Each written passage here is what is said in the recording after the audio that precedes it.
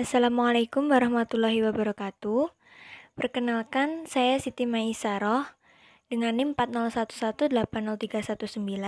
Saya dari kelas ESI kelompok 7.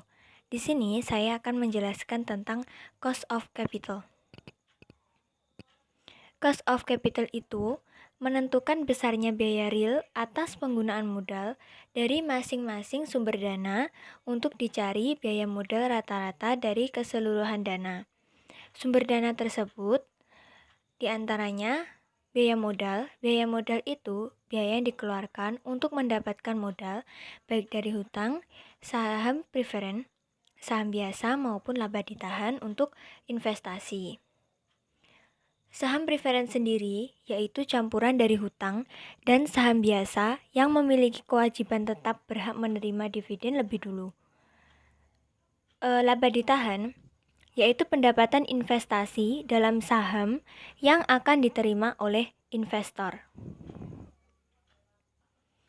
Perhitungan biaya modal itu berasal dari dua sisi. Yang pertama investor, yang kedua dari pihak perusahaan sendiri. Cost of capital itu sumber dananya diantaranya hutang jangka pendek, hutang jangka panjang, saham preferen, laba ditahan, dan emisi saham biasa baru. Selanjutnya, kita masuk ke hitungan biaya hutang jangka pendek atau KT. Rumusnya adalah KT sama dengan KB dalam kurung 1 min T. KT adalah biaya hutang jangka pendek setelah pajak. KB itu tingkat bunga hutangnya. T itu tingkat pajaknya. Kita langsung ke contoh soalnya. Suatu perusahaan membeli bahan baku secara kredit dengan bunga 5%, tax rate atau pajaknya 30%. Berapa biaya hutang setelah pajak? KB diketahui 5%, T-nya 5%, T-nya 30%. Kita mencari KT. Kita langsung masuk ke rumusnya yaitu KB dalam kurung 1 min T. KB-nya 5% dikali 1 min 0,3, yaitu ditemukan hasil 0,035 atau 3,5%. Selanjutnya yaitu biaya hutang jangka panjang atau bisa kita sebut KI. KI rumusnya KD dalam kurung 1 min pajak. Ini ada rumus lainnya dari KD dan juga menggunakan shortcut formula atau juga present value. Kita langsung ke contoh soalnya. PT ABC menjual 1 juta lembar obligasi 8,5% dengan nilai nominal 10.000. Harganya sama dengan nilai nominal. Obligasi jatuh tempo 5 tahun. Apabila tarif pajaknya 40%, berapa biaya hutang setelah pajak? Oke, obligasinya KD-nya 8,5%.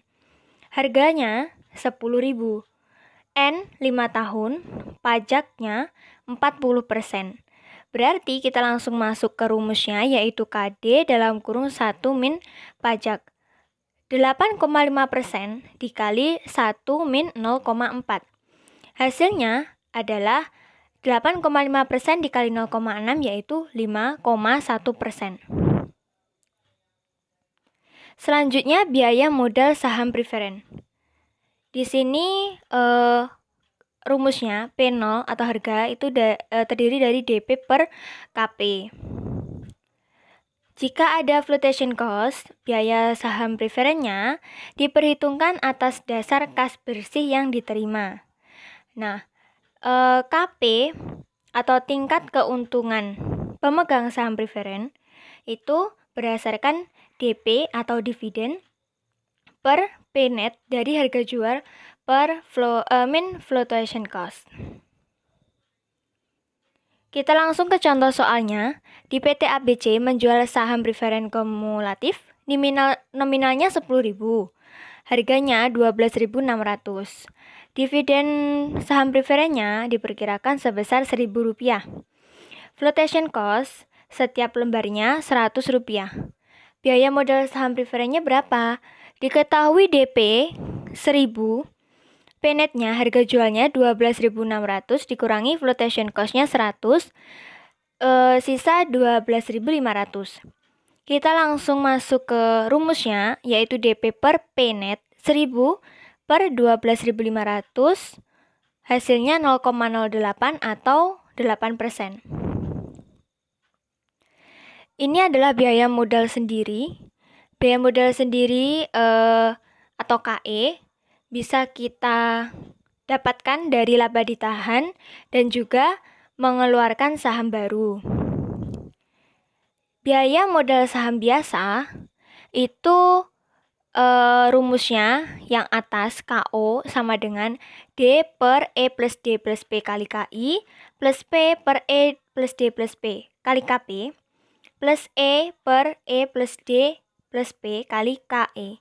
KI di sini seperti di contoh soalnya, KI itu adalah hutang jangka panjangnya.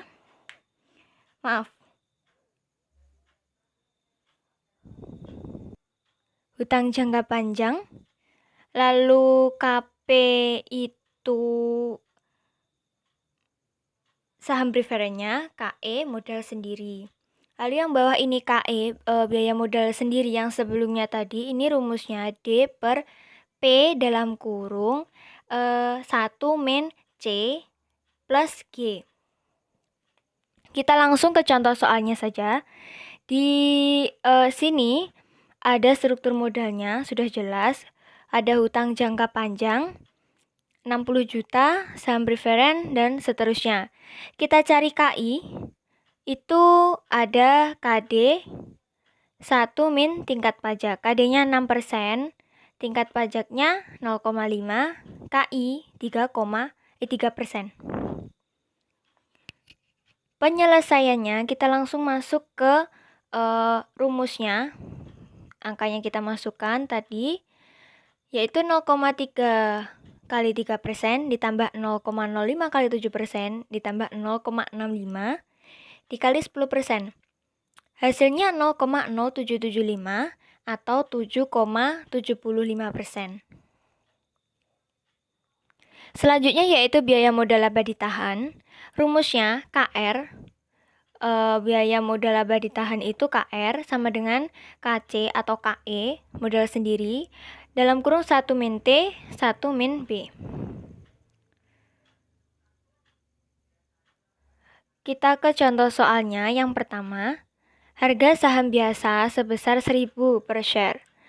Dividennya 40. Tingkat pertumbuhan dividennya atau G itu 6%.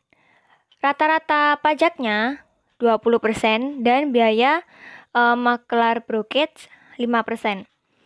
Karena KE atau KC belum diketahui, kita cari dulu dengan cara D per P plus G. D-nya 40, P 1000, ditambah 6%. Mendapatkan hasil 0,1 atau 10%.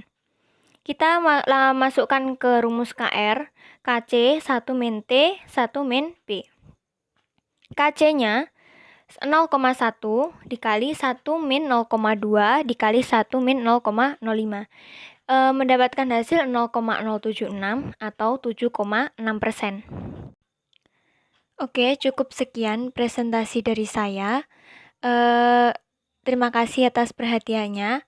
Jika ada yang kurang jelas, bisa ditanyakan di sesi tanya jawab. Terima kasih. Wassalamualaikum warahmatullahi wabarakatuh.